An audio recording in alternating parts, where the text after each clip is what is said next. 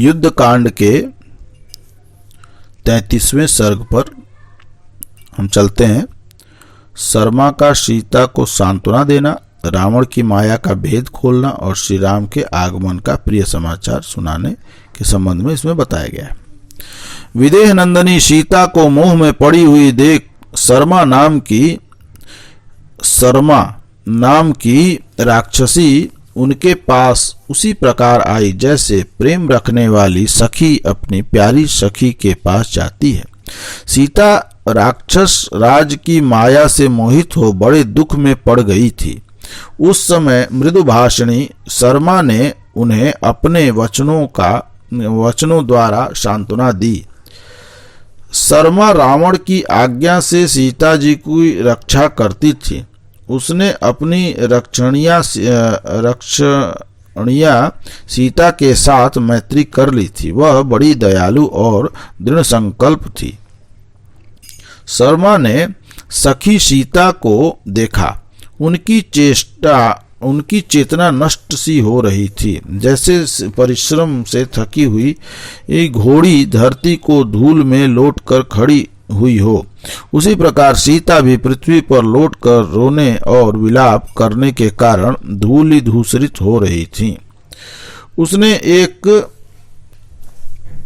सखी के स्नेह से उत्तम व्रत का पालन करने वाली सीता को आश्वासन दिया।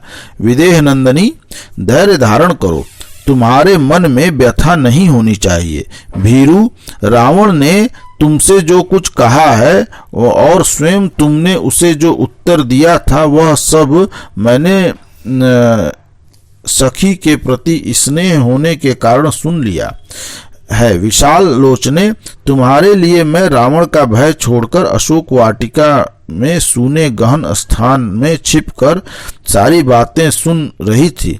मुझे रावण से कोई डर नहीं है। मिथिलेश कुमारी, राक्षस राज रावण जिस कारण यहाँ से घबरा कर निकल गया उसका भी मैं वहां जाकर पूर्ण रूप से पता लगा आई हूँ। भगवान श्री राम अपने स्वरूप को जानने वाले सर्वज्ञ परमात्मा हैं। उनका सोते समय वध करना किसी के लिए भी सर्वथा असंभव है। पुरुष सिंह श्री राम के विषय में इस तरह उनके वध होने की बात युक्ति संगत नहीं जान पड़ती। वानर लोग वृक्षों के द्वारा युद्ध करने वाले हैं, उनका भी इस तरह मारा जाना कदापि संभव नहीं है, क्योंकि जैसे देवता लोग देवराज इंद्र से पालित होते हैं उसी प्रकार ये वानर श्री रामचंद्र जी से भली भांति सुरक्षित हैं।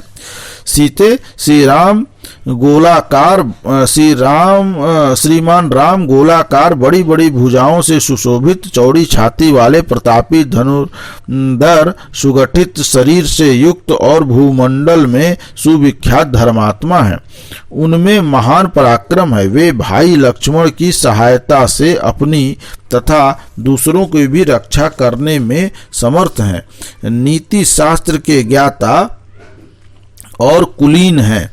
उनके बल और पौरुष अचिंत्य हैं। वे शत्रु पक्ष के सैन्य समूह का संहार करने की शक्ति रखते हैं। शत्रुसूदन श्री राम कदापि मारे नहीं गए हैं। रावण बुद्धि और कर्म दोनों से ही बुरा है। वह समस्त प्राणियों का विरोधी, क्रूर और मायावी है। उसने तुम पर यह माया का प्रयोग किया था। अब तुम्हारे शोक के दिन बीत गए हैं। सब प्रकार से कल्याण का अवसर उपस्थित हुआ है। निश्चय ही लक्ष्मी तुम्हारा सेवन करती हैं। तुम्हारा प्रिय कार्य होने जा रहा है, उसे बताती हूँ, सुनो। श्री रामचंद्र जी वानर सेना के साथ समुद्र को लांघकर इस पार आ रहे हैं। उन्होंने सागर के दक्षिण तट पर पड़ाव डाला है। मैंने स्वयं लक्ष्मण सहित पूर्ण काम श्री राम का दर्शन किया है। वे समुद्र पर तट पर ठहरी हुई अपनी संगठित सेनाओं द्वारा सर्वथा सुरक्षित हैं। रावण ने जो शीघ्रगामी राक्षस भेजे थे वे सब यही समाचार ले आए हैं कि श्री रघुनाथ जी समुद्र को पार करके आ गए हैं। विशाल लोचने इस समाचार को सुनकर यह राक्षस रावण अपने सभी मंत्रियों के साथ गुप्त परामर्श कर रहा है। जब राक्षसी शर्मा सीता से यह बात कह रही थी, उसी समय उसने युद्ध के लिए पूर्णतः उद्योगशील सैनिकों का भैरवनाद सुना। डंडे की चोट से बजने वाले धौंसे का गंभीर नाद स्वर मधुर भाषणी शर्मा ने सीता से कहा, भीरू, यह भयानक भेरी नाद युद्ध के लिए तैयारी की सूचना दे रहा है। मेघ की गर्जना के समान रणभेरी का गंभीर घोष तुम भी सुन लो। मत वाले हाथी सजाए जा रहे हैं, रथ में घोड़े जोते जा रहे हैं और हजारों घुड़सवार हाथ में भाला लिए दृष्टिगोचर हो रहे हैं। जहां तहां युद्ध के लिए सन्नद्ध हुए सहस्त्रों सैनिक दौड़े चले आ रहे हैं। सारी सड़कें अद्भुत वेश में सजे एवं बड़े वेग से गर्जना करते हुए सैनिकों से उसी तरह भरती जा रही है जैसे जल के असंख्य प्रवाह सागर में मिल रहे हों। नाना प्रकार की प्रभा बिखेरने वाले चमचमाते हुए अस्त्र शस्त्र ढालों और कवचों का चमक देखो। राक्षस राज रावण का अनुगमन करने वाले रथों, घोड़ों, हाथियों तथा रोमांचित हुए वेगशाली राक्षसों में इस समय यह बड़ी हड़बड़ी दिखाई देती है। ग्रीष्म ऋतु में वन को जलाते हुए दावानल का जैसा ज्वलमान रूप होता है, वैसे ही प्रभा इस अस्त्र शस्त्र आदि की दिखाई देती है। हाथियों पर बजते हुए घंटों का स्वर घोष सुनो, रथों की घरघराहट सुनो और हिनहिनाते हुए घोड़ों तथा भांति भांति के बाजों की आवाज भी सुन लो। हाथों में हथियार लिए रावण के अनुगामी राक्षसों के इस समय बड़ी घबराहट है। इससे यह जान लो कि उन पर कोई बड़ी भारी रोमांचकारी भय उपस्थित हुआ है और शोभा का निवारण करने वाली लक्ष्मी तुम्हारी सेवा में उपस्थित हो रही हैं। तुम्हारे पति कमल नयन श्री राम क्रोध को जीत चुके हैं।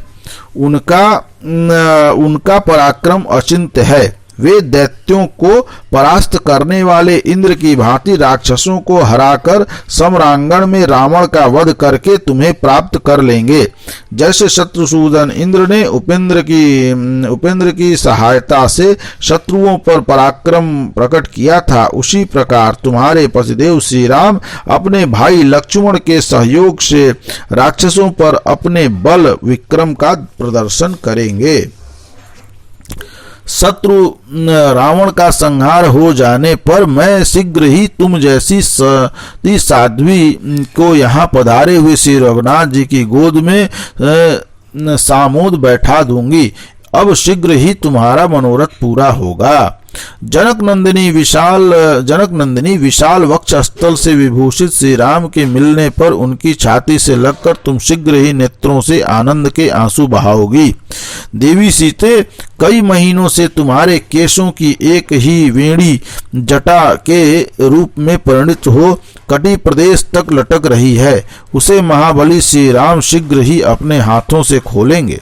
देवी जैसे नागिन केचुली छोड़ती है, उसी प्रकार तुम उदित हुए पूर्ण चंद्र के समान अपने पति का मुदित मुख देखकर शोक के आंसू बहाना छोड़ दोगी। मिथिलेश कुमारी, सम्रांगण में शीघ्र ही रावण का वध करके सुख भोगने के योग्य श्री राम सफल मनोरथ हो तुझ प्रियतमा के साथ मनोवांछित सुख प्राप्त करेंगे। जैसे पृथ्वी उत्तम वर्षा से अभिषिक्त होने पर हरी भरी खेतों से लहलहा उठती है, उसी प्रकार तुम महात्मा श्री राम से सम्मानित हो आनंद मग्न हो जाओगी। देवी, जो गिरवर मेरू के समान घूमते हुए अश्व की भांति शीघ्रता पूर्वक मंडलाकार गति से चलते हैं, उन्हीं भगवान सूर्य की तुम यहाँ शरण लो, क्योंकि ये प्रजाजनों को सुख देने वाले और उनका दुख दूर करने में समर्थ हैं। इस प्रकार यह 33वां सर्ग यहाँ पूर्ण हुआ। बोलिए राजा रामचंद्र की जय।